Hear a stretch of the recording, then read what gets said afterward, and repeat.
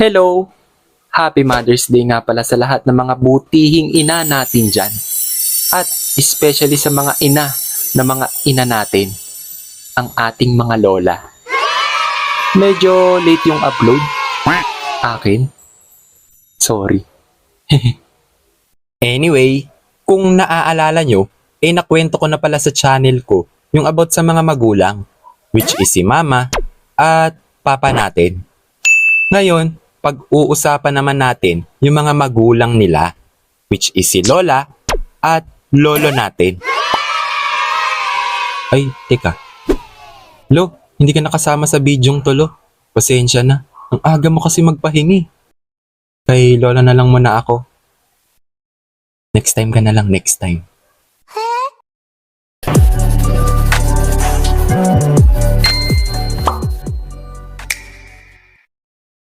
Si Lola. Nay, penging ekstrang pera. Pera?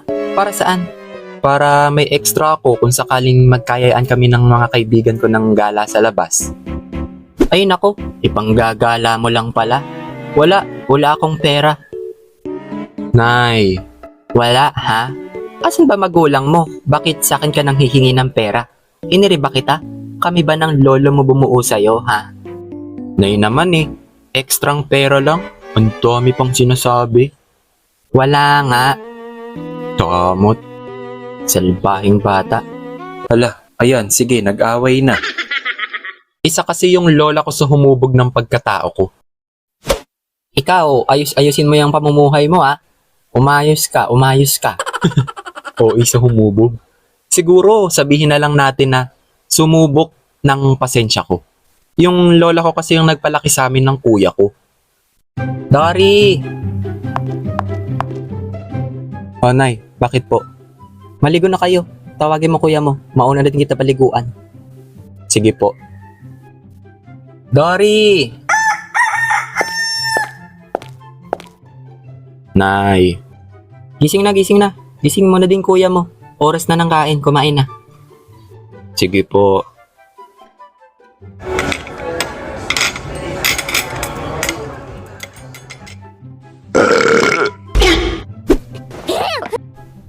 Oh, busog. Opo, Nay. Ang sarap ng pagkain. Ang bigat po sa tiyan. Oh, siya. Ligpitin niyo na yung mga pinagkainan niyo. Lagay niyo na sa lababo para mahugasan na, ha? Sige, Nay. Salamat. Ang init. Oh, tanghaling tapat, ha? Matulog kayo.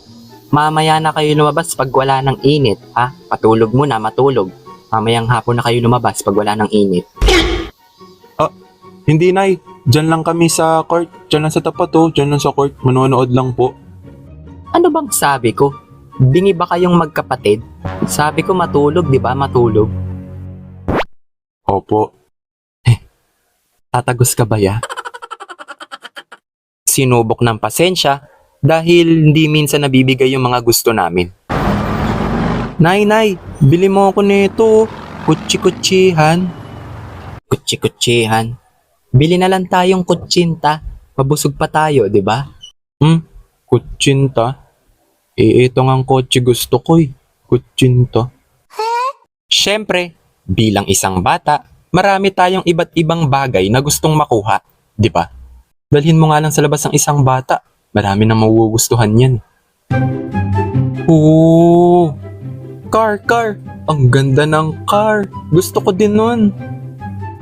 Oo! Saranggola! Ang taas! Gusto ko din nun. Oo! Ang ganda mo naman. Gusto kita. Sarangeyo. 君の虜になってしまえばきっとこの夏は Meron ding iba't ibang ugali si Lola. Una, maingay si Lola. Ano ba yung mga pinaghigaan ng mga anak mo? Hindi man lang marunong magligpit. Ang kalat-kalat dun sa kwarto nila. Yung mga pinagamitan, hindi maisalansang ng maayos. Ano ba yan? Ihayaan mo na. Mga bata pa naman sila, Nay. Tsaka hayaan mo. Matututo din yung mga yan katagalan, ha? Hayaan mo na. Kumain naman na tayo, Nay. Ako, sinasabi ko sa'yo, ha? Sinasabi ko sa'yo. Radyo sa umaga. Sunod, mausisa si Lola. Yung lahat ng bagay napapansin. Oh, yung mga damit niya sa cabinet, ang gulo-gulo. Kaninong cabinet tong isa? Sabog-sabog yung mga damit oh. Kanino to? Kayo, pag kukuha kayo ng mga damit niyo sa cabinet, iangat o kunin niyo yung mga gusto niyong suotin. Hindi, hala sige hila dito, hila doon. Yung mga nakatupi ng ayos, nagugulo. Ang pangit-pangit ulit tignan ng mga damitan niyo ha? Lalo na tong cabinet na to, shoutout sa cabinet na to. Kanino ba to? Sa'yo ba to, Dory, o sa kuya mo? Hindi sa akin yan, Nay. Tas masingit ko pa. Hindi ko alam kung lola ko lang yung ganito Yung masyadong futuristic mag-isip. Overthinker, ganun. Ano ba to? Ano ba yan? Noy, eto na ba lahat yung manok na binili ko, Noy? Opo, Nay. Mahal na kasi kilo ng manok ngayon, Nay. Diyos ko po, apaka-onti. Parang ako pa ang lugi. Mahal na kasi kilo ng manok ngayon, Nay. Ako, mga mandurugas talaga. Kaya ikaw, Dory, apo, dapat matuto ka na rin mamalengking bata ka ha. Sinasabi ko sa'yo, maraming magugulan dyan pag mamili ka sa palengke. Paano mo naman nasabi yan, Nay? Uy, di ano pa ba? Alam ko na mga nasa isip na mga yan. Yung iba dyan, alam mo, nilalagyan nila ng tubig yung laman ng mga karne para lang maging mabigat sa timbangan. Kaya ikaw, sinasabi ko sa'yo, matuto ka kapag sinasama kita sa pamimili. Totoo ba yan, Nay? Pero syempre, meron ding good side si Lola. Una, masipag si Lola. Sa edad ni Lola na 70 plus years old, masasabi kong malakas pa rin si Lola. Nakakapamalengke. Ano pa, Nay? Wala na, yan lang. Nakakapagluto pa. Dory, bili paminta. Ibili mo ako saglit yan sa tindahan, dali. Nakakapaglaba. Dory, ano ba yan? Wala na kayong sabon. Bumili ka nga saglit dyan. Nakakapaglinis. Tumatumbling. Uy, hindi, joke. Di na kaya tumambling ni Lola. Na ang point ko, hindi lahat ng umeedad na gaya ng edad ng lola ko na 70 plus years old, kaya pang kumilos o gumawa ng mga ganong bagay. Tapos sunod, malinis si Lola. I mean, malinis talaga sa lahat Mga damit? Malinis. Mga gamit? Malinis. Sa pangangatawan? Malinis.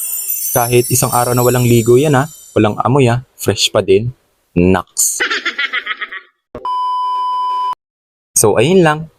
O kayo, may mga hindi rin ba kayong makakalimutang moments kasama si Lola nyo? Sigurado ako meron yan. Anyway, Happy Mother's Day ulit sa mga ina na mga ina natin. Kita-kits tayo ulit sa ating susunod na kwento mga Lods. Bye-bye!